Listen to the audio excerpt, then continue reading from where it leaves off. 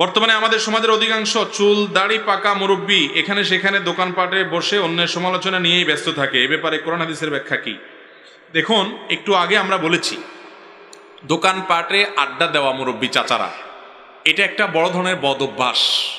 বিশেষ করে অযথা ঘন্টাকে ঘন্টা, অনেক মুরব্বী আছে সকাল থেকে বিকাল পর্যন্ত দোকানেই বসে থাকে। বিশেষ করে গ্রামাঞ্চলে এই জিনিসটা আছে না নাই?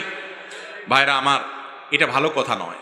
ডক্টর খন্দকার আব্দুল্লাহ জাহির রহমাল্লাহ বলেছিলেন যে চা দোকানে বসে বসে আড্ডা দেওয়ার চাইতে আপনি যদি একটা আইসক্রিম কিনে নিয়ে ওই আপনার স্ত্রীকে নিয়ে বসে খান এবং বসে গল্প করেন, আড্ডা করেন এবং তার সাথে বসে সময় কাটান, তাহলে সেক্ষেত্রে ওইটার কারণে আপনার সওয়াব হবে।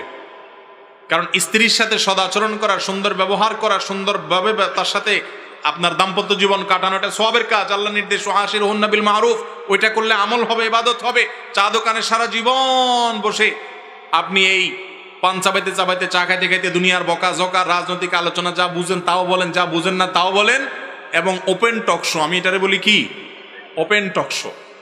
টেলিভিশনগুলোতে টকশো হয় 1 ঘন্টার জন্য, আধা ঘন্টার জন্য, বুদ্ধিজীবীরা আসে, গল্প সল্প করে, বক্তব্য দেয়, আমাদেরকে অনেক কথা বোঝায়। আর এই চায়ের দোকানগুলো হলো ওপেন টকশো, এখানে বুদ্ধিজীবীর কোনো অভাব নাই এবং সীমারেখা নাই। সকাল 8টা দোকানদার খোলে, কথার কথা রাত 9টা পর্যন্ত বন্ধ করে। এই সকাল 8টা থেকে রাত 9টা পর্যন্ত অনবরত টকশো চলে। কোনো টেলিভিশনে এত সময় টকশো চলে? এই টকশোতে তারা দেশের রাজনীতি, অর্থনীতি নিয়ে একের পরে আলাপ করতে থাকে। এক মুরব্বী বলে চলে যায়, আরেক মুরব্বী আসে, আর দোকানদার স্পিকারের ভূমিকা পালন করে। ঠিক না বেঠিক? ভাইরা আমার, এই অযথা কাজ, এটার জন্য আল্লাহর কাছে হিসাব দিতে হবে। চাচারা, অযথা বসে বসে আড্ডা মেরে মেরে সময় নষ্ট করবেন, আল্লাহর কাছে হিসাব দিতে হবে। সময় কাটানোর জন্য বেদরকারি কথা না বলে, গীবত শিকায়েত না করে, অপ্রয়োজনীয় কথা না বলে সময় কাটান, কিন্তু সারাদিন ধরে আড্ডা দিবেন না আল্লাহর ওয়াস্তে। একান্তে স্ত্রী বেঁচে থাকলে তাকে সময় দেন, আপনারা নিজে কাজ কাম করেন। যে মুশকিল হলো আমাদের দেশে, বললাম না, মুরব্বীরা 2-1টা ছেলে বিদেশ পাঠাতে পারলে, 1-2টা ছেলে কামাই শুরু করলে, শরীরে ক্ষমতা থাকলেও আর কাজ করে না। আর ছেলেরাও আরেক বোকা, বলে না না আপনি কোনো কাজ করবেন না, আমাদের কি পয়সার অভাব আছে, আপনি কাজ কেন করবেন?